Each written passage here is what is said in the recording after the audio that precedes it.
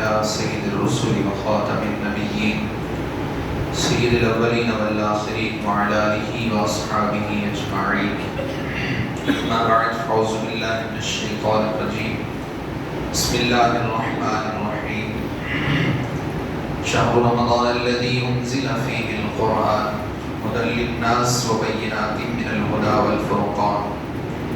وفي مقام آخر إنا أنزلناه في ليلة القدر وما أدراك ما ليلة القدر إلى آخر. صدقت يا رب العالمين. قال رسول الله صلى الله عليه وسلم: من قام رمضان إيمانا واحتسابا غفر له ما تقدم من ذنبه. وفي مقام آخر: من اعتكف إيمانا واحتسابا غفر له ما تقدم من ذنبه. وفي مقام آخر: من قرأ حرفا بكتاب الله فله 10 حسنات، أو كما قال عليه الصلاة والسلام. صدق رسوله النبي الكريم الأمين. درود شریف پڑھ لیجیے. اللهم صل على سيدنا مولانا محمد معدن الجود والكرم وعلى آله وصحبه وبارك وسلم. صلاة والسلام عليك يا سيدي يا رسول الله.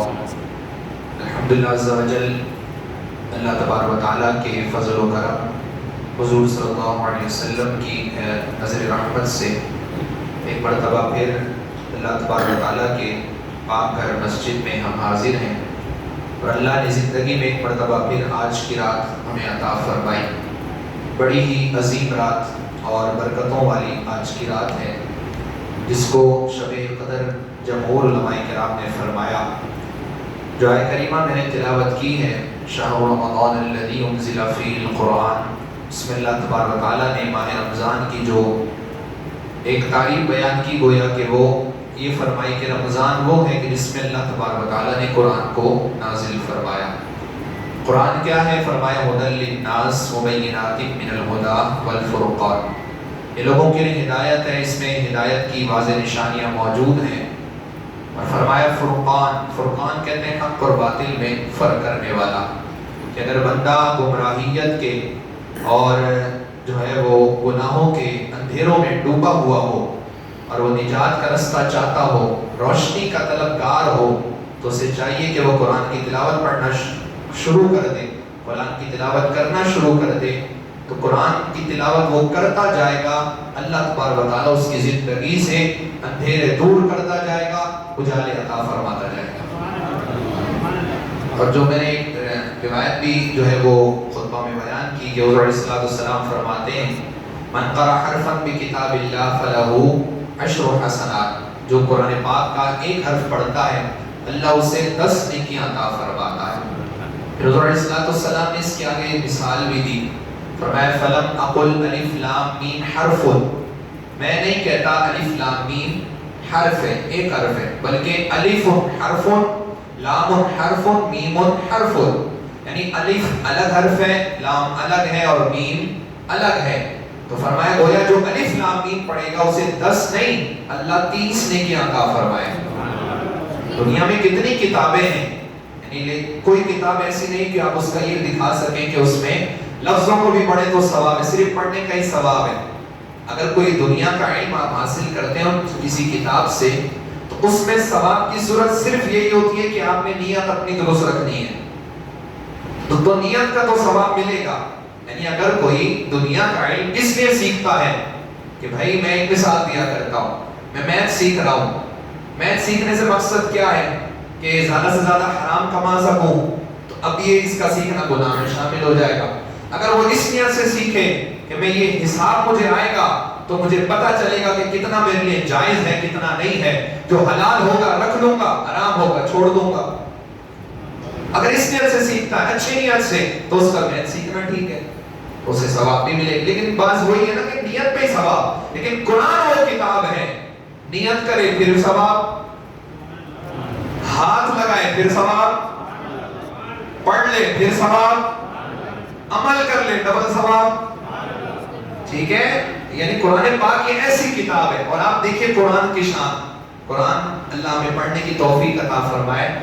اور قرآن پاک جب ہم اٹھاتے ہیں، ہماری یہاں الحمدللہ یہ تو رجحان اب تک باقی ہے کہ قرآن کو لپیٹا جاتا ہے غلاف میں.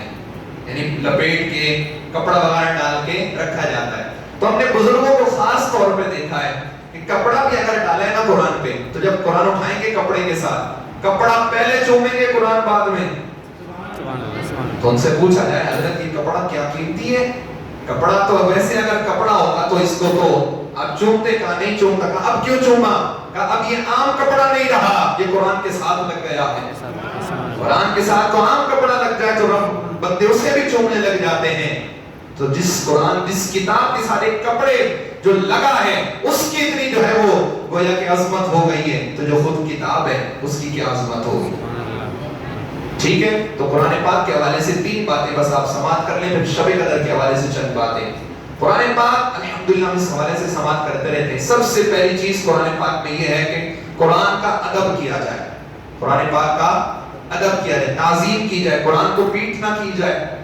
قرآن پاک جہاں رکھا ہو وہاں پر پاؤں نہ پھیلائے جائے. قرآن پاک کو اچھی جگہ رکھا جائے, تھوڑی اونچی جگہ, عزت کے مقام پر, لیکن اتنی بھی اونچی نہ ہو کہ پھر کبھی اٹھانے کی جو ہے وہ اٹھا ہی نہ سکیں. آج کل ہمارے قرآن اتنا اونچا رکھا جاتا ہے, بچے تو بچے کہ بڑے کبھی ہاتھ نہ پہنچے, نہ ہاتھ پہنچتا ہے نہ وہ پڑھ سکتا ہے, نہ پڑھنے کے لیے اٹھاتا ہے. اور میں یہ آپ کو ایک بات عرض کروں, ایک قرآن آپ پڑھتے ہیں موبائل میں, ایک قرآن پڑھتے ہیں مصحف سے. موبائل میں قرآن پڑھنے کا بھی اگر جو پڑھیں گے تو ثواب تو ملے گا, ثواب تو ملے گا, لیکن آپ ایک موبائل میں قرآن پڑھیں, کوئی سورت آپ لے لیں موبائل میں پڑھیں, وہی سورت قرآن اٹھا کے پڑھیں. قرآن سے جو سورت پڑھیں گے نا اس کی برکات ہی الگ ہوتی ہے, جو کتابی شکل میں. ٹھیک ہے, کتابی شکل تو موبائل پہ پڑھنا منع نہیں, جہاں ضرورت ہو ٹھیک ہے وہاں پڑھنا بھی چاہیے, نہیں بھی ضرورت پڑھ لیں. لیکن بہتر یہ ہے کہ اگر قرآن موجود ہے موبائل بند کریں, قرآن اٹھا کے قرآن سے قرآن پڑھیں, قرآن میں سے قرآن پڑھیں. ٹھیک ہے, جو قرآن کتابی صورت میں وہ کتاب قرآن اٹھا کر اس کو پڑھیں. تو یہ ہے کہ قرآن پاک کا ادب کیا جائے. پھر اس کے بعد یہ کہ قرآن کی تلاوت کی جائے.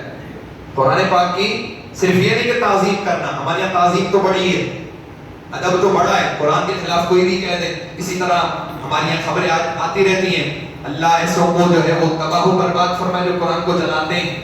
قرآن کے صفحے پھاڑنے کی ویڈیوز آتی, ہمارے دل میں کیا ہوتا ہے, ایک وہ غصے کا اظہار ہوتا ہے کہ یار یہ کیا کر رہے ہیں ہماری کتاب کے ساتھ. تو مطلب ادب تو ہے, لیکن یاد رکھیے صرف ادب سے کام نہیں بنے گا, ادب کے ساتھ ساتھ قرآن کی تلاوت بھی کرنی ہوگی. ٹھیک ہے, کیونکہ جو مقاصد قرآن ہے وَنُنَزِّلُ مِنَ الْقُرْآنِ, قرآن کا 15واں پارہ آپ نے نماز تراویح میں سنا ہوگا, اس میں ایک آیت ہے وَنُنَزِّلُ مِنَ الْقُرْآنِ مَا هُوَ شِفَاءٌ وَرَحْمَةٌ لِّلْمُؤْمِنِينَ. قرآن شفا بھی ہے, قرآن رحمت بھی ہے, مومنین کے لیے وہ اپنی جگہ ہے. لیکن فرمایا قرآن آیا کیوں ہے؟ اس لیے کہ یہ بندہ کتاب کو پڑھے, سمجھے اور اس کے مطابق اپنی زندگی کو گزارے, تو پھر وہ سیدھا جنت میں جائے گا. ٹھیک ہے, آپ دیکھتے ہیں آپ کوئی بھی مشین لیتے ہیں نا, یعنی موبائل لے لیں, آپ کوئی اور چیز لے لیں جو مشینری آئٹم ہوتا ہے, اس کے ساتھ ایک جو ہے نا وہ کتاب آتی ہے, بلکہ کتاب تو موٹی ہوتی ہے, کتابچہ کیا کہتے ہیں اس کو, چند صفحے کا ہوتا ہے, کتاب کا بچہ.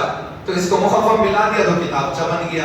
وہ کیا ہے, اس میں کیا ہوتا ہے بھئی, اس میں لکھا یہ ہوتا ہے کہ جس نے بنایا ہوتا ہے نا وہ ساتھ میں رسالے چند صفحے لکھ کے دیتا ہے کہ بھئی یہ پڑھ لو, اس کو استعمال کرنے کا اگر درست طریقہ ہے تو اس کتاب میں, کتاب پڑھتے جاؤ, اس مشین کو استعمال کرتے جاؤ, اس کے مطابق استعمال کرا تو یہ ٹھیک چلے گی, اس کے مطابق استعمال نہیں کیا تو یہ غلط چلے گی.